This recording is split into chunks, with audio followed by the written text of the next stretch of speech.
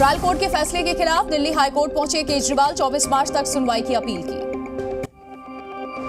Remand और गिरफ्तारी को सीएम केजरीवाल ने बताया गैर कानूनी, याचिका दायर कर हाईकोर्ट से जल्द सुनवाई की अपील।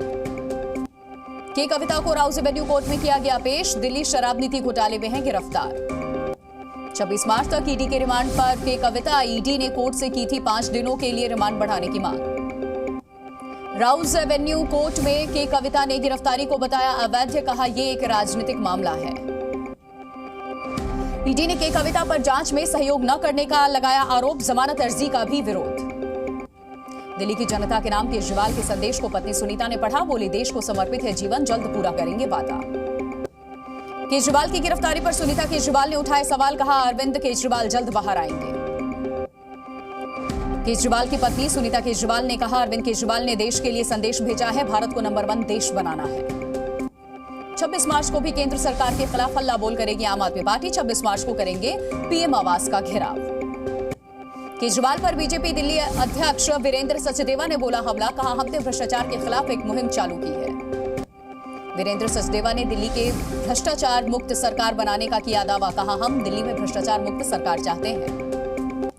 दिल्ली के शहीदी पार्क में आम आदमी पार्टी का प्रोटेस्ट, केजरीवाल की गिरफ्तारी के खिलाफ हल्ला बोल। आम आदमी पार्टी के कार्यकर्ताओं ने बीजेपी के खिलाफ की नारेबाजी, शहीदी पार्क में जमा हुए आम आदमी पार्टी के सैकड़ों कार्यकर्ता। प्रोटेस्ट में शामिल हुए आम आदमी पार्टी के कई नेता, पंजाब के सीएम भगवंत मान, आतिशी भी प्रदर्शन में हुई शामिल। केजरीवाल की गिरफ्तारी पर भगवंत मान ने उठाए सवाल, कहा सिर्फ विपक्ष के नेताओं पर छापे क्यों, केजरीवाल आरोपी हैं, दोषी नहीं। केजरीवाल की गिरफ्तारी को लेकर के आईएनडीआईए गठबंधन के नेताओं ने किया शपथ प्रदर्शन, शहीदी पार्क में जुटे आईएनडीआईए गठबंधन के नेताओं ने ली शपथ।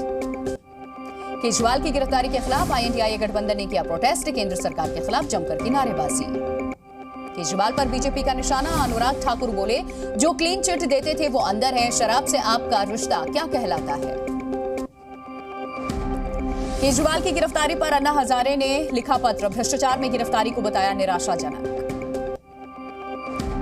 अन्ना हजारे ने केजरीवाल पर देश का भरोसा तोड़ने का आरोप लगाया, कहा मामले की अच्छे ढंग से जांच होनी चाहिए। केजरीवाल की गिरफ्तारी पर बोले कांग्रेस नेता संजय निरुपम, केजरीवाल की नैतिकता के आधार पर इस्तीफे की मांग की।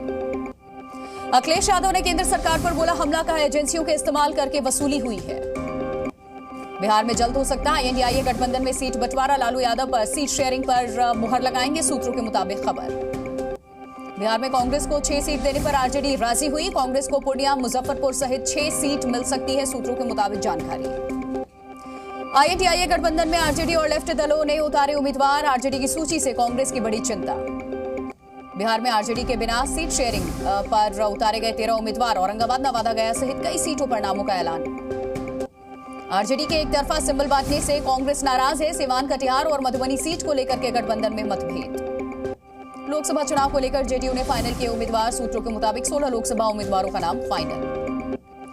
बीजेपी उम्मीदवारों के नाम के साथ जेडीयू करेगा साझा ऐलान, सूत्रों के मुताबिक बिहार की सभी 40 सीटों के उम्मीदवारों के नाम का होगा जल्द ऐलान। हिमाचल में कांग्रेस को लगा बड़ा झटका, बीजेपी में शामिल हुए 6 अयोग्य विधायक। हिमाचल के 3 निर्दलीय विधायकों ने भी दिया इस्तीफा, निर्दलीय विधायकों ने भी थामा बीजेपी का दामन। गुजरात में 2 बीजेपी कैंडिडेट ने वापस लिए नाम, वडोदरा से एमपी रंजन भट्ट और साबरकांठा से भीखाजी ठाकरे को चुनाव लड़ने से इनकार किया। लोकसभा चुनाव को लेकर के अशोक गहलोत का बड़ा बयान, कहा इस बार राजस्थान में कांग्रेस को अच्छी सीट मिलेगी। सम्राट चौधरी के बयान पर आरजेडी सांसद मनोज झा ने उठाए सवाल, पिता पुत्री संबंध पर बयान देने पर सम्राट को घेरा। जयराम रमेश ने बीजेपी पर साधा निशाना, कहा इलेक्टोरल बॉन्ड से बीजेपी ने प्रीपेड घूस ली। कांग्रेस के बैंक अकाउंट फ्रीज होने पर बोले संबित पात्रा, समय से टैक्स नहीं भरने पर हुई कार्रवाई, कांग्रेस पर बेनामी पैसा लेने का भी आरोप लगाया। महाराष्ट्र में आईएनडीआईए गठबंधन को प्रकाश अंबेडकर की 2 टूक, कहा अब हम 26 तारीख तक इंतजार करेंगे और फिर अगली रणनीति तय करेंगे। गुरुग्राम कोर्ट से एल्विश यादव को मिली जमानत, मारपीट मामले में गुरुग्राम पुलिस ने किया था पेश। गुरुग्राम पुलिस ने एल्विश यादव का दर्ज किया बयान, कोर्ट से जमानत मिलने के बाद घर रवाना हुआ Elvish Yadav. MP MLA court ने समाजवादी पार्टी के सांसद एसटी हसन को किया तलब, धोखाधड़ी और मकान पर अवैध कब्जे का आरोप है।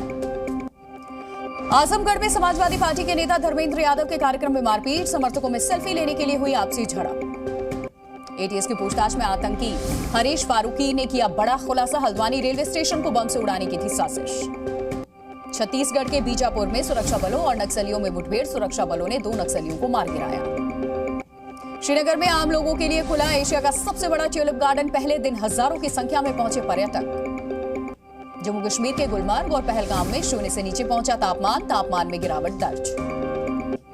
विदेश मंत्री एस जयशंकर ने लगाई चीन को लताड़। अरुणाचल प्रदेश पर चीनी दावों को नकारा। कहा, बेतुके दावों से कोई इलाका आपका नहीं होगा। आतंकी घटना पर विदेश मंत्री एस जयशंकर का बड़ा बयान। कहा, भारत आतंकवाद को नजरअंदाज करने के पक्ष में बिल्कुल भी नहीं है। रूस की राजधानी मॉस्को में आतंकी हमले में बढ़ा मौतों का आंकड़ा। हमले में मारे गए हैं अब तक 115 से ज्यादा लोग। 145 से ज्यादा लोगों के घायल होने की भी खबर। मॉस्को अटैक को लेकर के पुलिस ने 11 लोगों को हिरासत में लिया है। 2 आतंकी के पास से तजाकिस्तान पासपोर्ट बरामद।